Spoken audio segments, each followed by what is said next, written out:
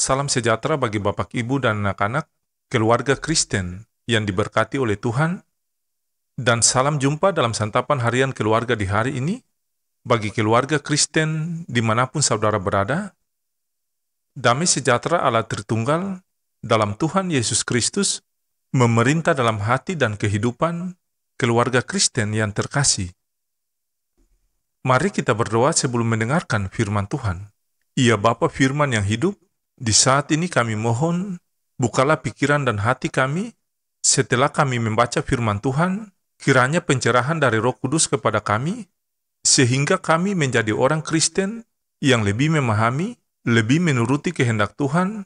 Dengar doa kami ya Tuhan, yang kami panjatkan dalam nama Yesus Kristus, penebus dan juru selamat kami yang hidup. Amin. Keluarga Kristen yang diberkati dan dikasihi Tuhan, bacaan firman Tuhan di hari ini terambil dari Markus pasal 6 ayat 30 sampai ayat yang ke-34. Beginilah bunyi sabda firman Tuhan.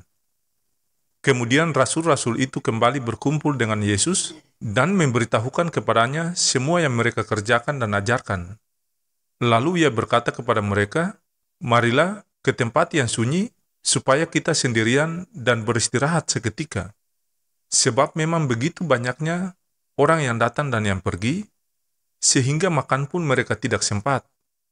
Maka berangkatlah mereka untuk mengasingkan diri dengan perahu ke tempat yang sunyi. Tetapi pada waktu mereka bertolak, banyak orang melihat mereka dan mengetahui tujuan mereka.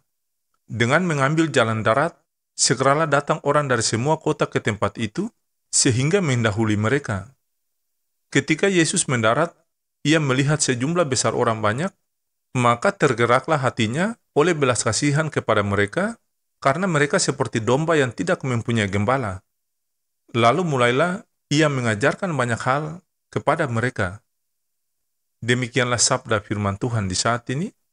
Berbahagialah setiap keluarga Kristen yang mendengarkan firman Allah, serta memegangnya dalam kehidupan mereka.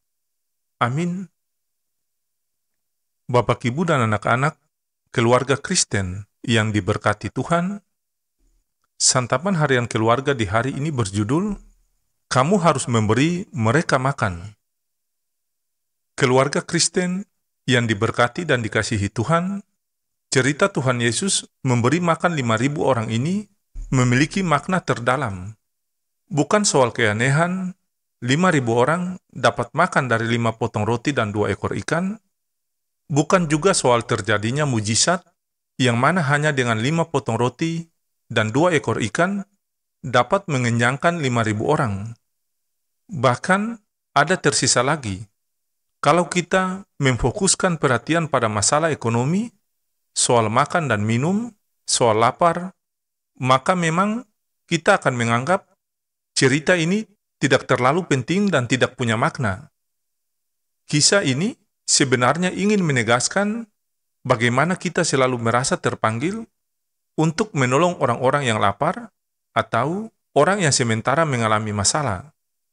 Yesus hendak mengajarkan murid-muridnya dan juga orang-orang Kristen untuk jangan pernah menyerah, tidak peduli bagi orang yang lapar atau yang haus, atau orang-orang yang mengalami masalah dan kesulitan dalam hidup.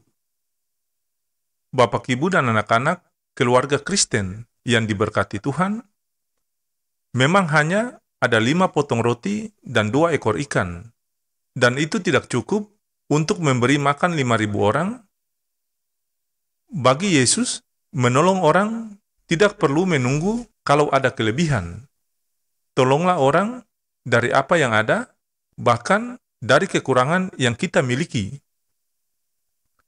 Keluarga Kristen yang dikasihi Tuhan, Yesus katakan, "Kamu harus memberi mereka makan." Kata harus menunjukkan bahwa orang Kristen wajib memberi makan kepada mereka yang lapar, wajib menolong orang yang susah, wajib membantu orang yang meminta bantuan. Keluarga Kristen yang dikasihi Tuhan, hal ini juga berarti bahwa membantu atau menolong orang itu tidak perlu menunggu kalau pada kita ada kelebihan. Apa yang ada pada kita Itulah yang harus diberikan kepada mereka yang meminta tolong atau mereka yang meminta bantuan kita. Mengapa harus demikian? Sebab disitulah letak wujud nyata kita menjadi gembala yang taat dan setia kepada Yesus Kristus. Ya Tuhan, ajarlah kami untuk memahami kewajiban menolong orang yang susah. Allah sumber damai sejahtera, kiranya memperlengkapi kamu dengan segala yang baik untuk melakukan kehendak-Nya dalam dunia ini oleh Yesus Kristus. Amin.